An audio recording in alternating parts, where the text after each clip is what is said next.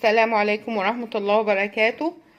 معاكم مروة شومان النهاردة بوصفة جديدة ولذيذة وخفيفة جدا، معمولة من مكونين بساط جدا موجودين في كل بيت.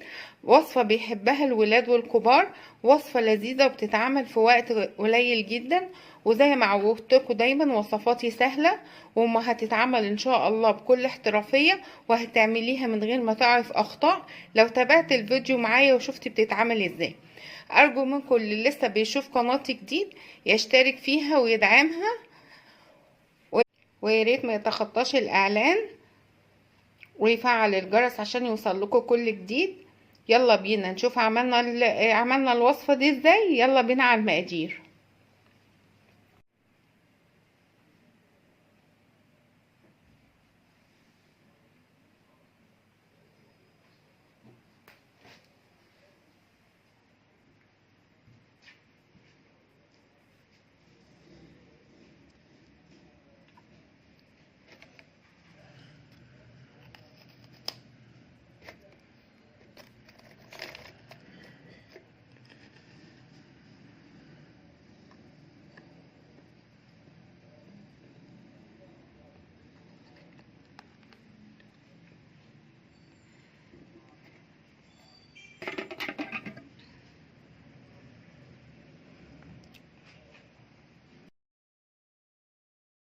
نسمي الله ونبدأ مع بعض. هي المارنج حاجة سهلة وبسيطة جدا. عبارة عن ايه؟ عبارة عن كوبايتين سكر وكوباية من زلال البيض. نفس الكوباية اللي بنعاير بها زلال البيض هي اللي هنعاير بها السكر. كيس فانيليا، ذرة ملح، نص ليمونة.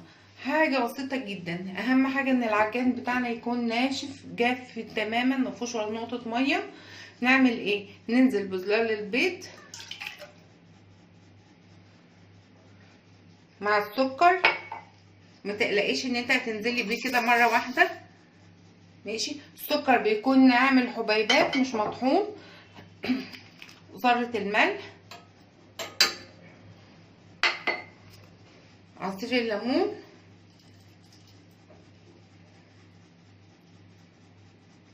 تمام، الفانيليا،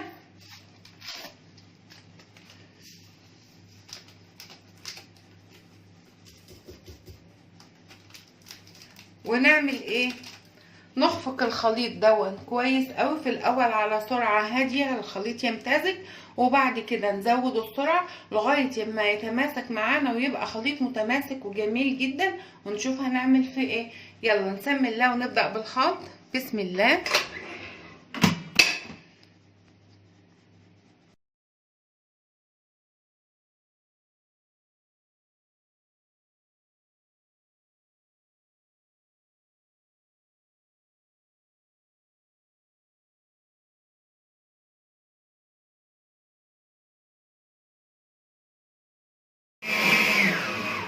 تماسك ولونه افتحه وبقى ابيض وبقى جميل ازاي.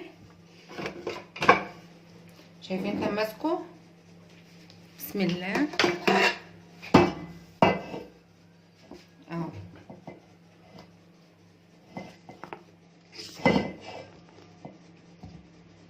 بناخده بقى نعمل فيه ايه؟ ناخده نعبيه في كيس حلواني. اخده اعبيه كده في كيس حلواني. شايفين قد ايه متماسك؟ ده كده تمام الحمد لله زي الفل. ممكن نلونه وممكن نسيبه ابيض. انا هعمل حبه كده وحبه كده. هعمل الاول كده اعبيه. البلبله اللي انت عاوزاها تشتغلي بيها، عاوزاها ورده بتاعه بلح الشام تشتغلي بيها، بتاعه البسكوت تشتغلي بيها زي ما انت عاوزه.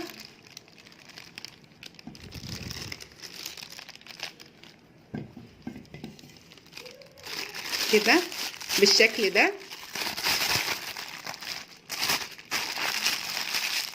وناخده بقى على لا اما مفرش سيليكون لا اما ورق زبده، ونشكل بقى الروزيتات اللي احنا عاوزينها.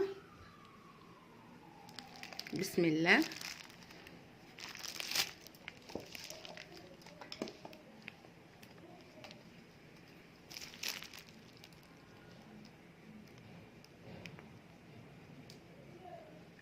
بالشكل ده. يتخبز على ايه؟ يتخبز على فرن درجة حرارته 100، مش اكتر من كده، 100. والفرن ده بنكون مسخنينه من قبل ما نبدأ في الخليط. ممكن بنعمله كده وممكن بنعملها ايه طويلة،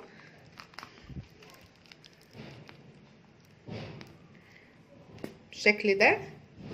ممكن تكون طويلة اخد اللي هو الشكل ده معايا كده.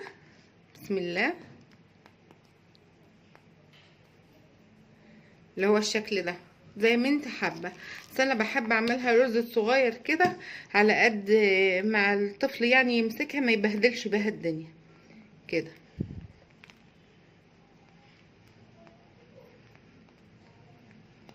فرن درجة حرارته ايه؟ درجة حرارته 100، مش اكتر من كده، 100. ويكون فرن سخن من قبل كده. بياخد راحته خالص لغاية لما ياخد يتماسك ويبقى طعمه هش كده وجميل قوي. الوصفة دي الاطفال والكبار بيحبوها، الكل بيحبها يعني وبيعشقها. فحالة بقى ما انا هحط لون، هقولك هنحط لون ازاي. نجيب اي الوان من الالوان الجل ونضيف عليها اللون. ازاي بقى؟ بنجيب في الكيس كده. انا هكمل الصاج ده كله ابيض، وهاجي اوريكي بركب الالوان عليها ازاي.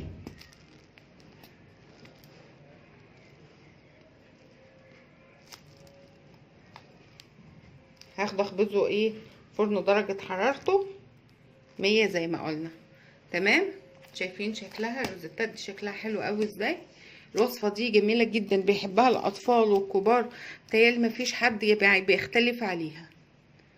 وبرده بيتعمل منها طرق بتبقى حلوة قوي. جميلة جميلة الوصفة دي، وسهلة وبسيطة وممكن تعملها في اي وقت. وعشان اعمل اشكال ملونة حطيت ايه في الكيس اللي بيبقى مقسم 3. ممكن ان انت تعملي تحطي حبة من الخليط ده في الكيس كده، وتحطي شوية ملونين جنب بعض، وهما في ساعة التشكيل هيجوا مع بعض. انما انا عندي الحمد لله الكيس المقسم ده حطيت فيه على طول. واعمل الروزيتات بقى بالشكل ده. انا غيرت البلبلة، حطيت بلبلة بتاعت بلح الشام هشتغل بيها.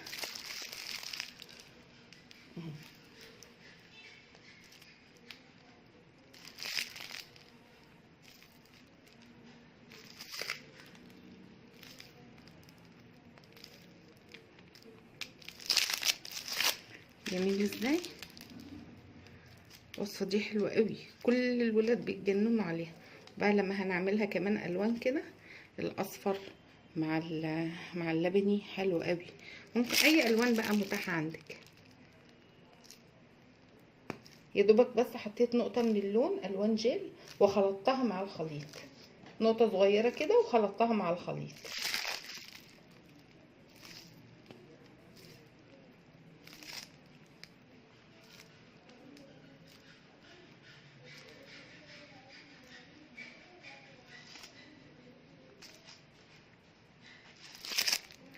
خلصت كل الكميه بالشكل ده.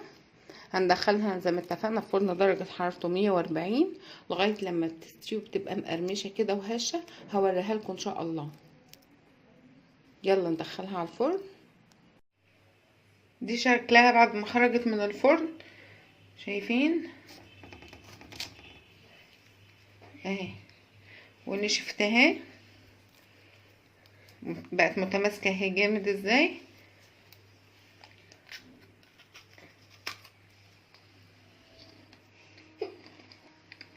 قلبها هش وجميل.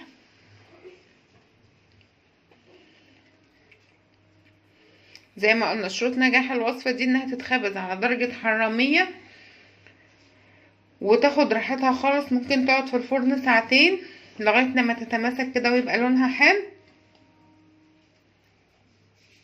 هي لونها ما بيغيرش، بنحافظ على لونها ان هو ما يغيرش بدرجة الحرارة المنخفضة. دي استوت وبقت مقرمشة من غير لونها ايه ما يغير.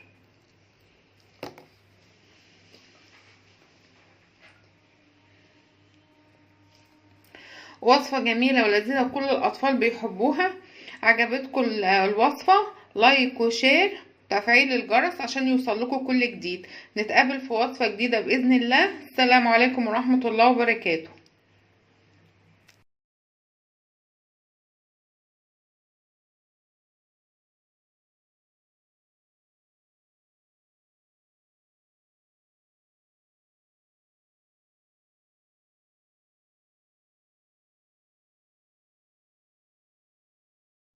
عجبتكم الوصفة؟ لايك، سبسكرايب، شير.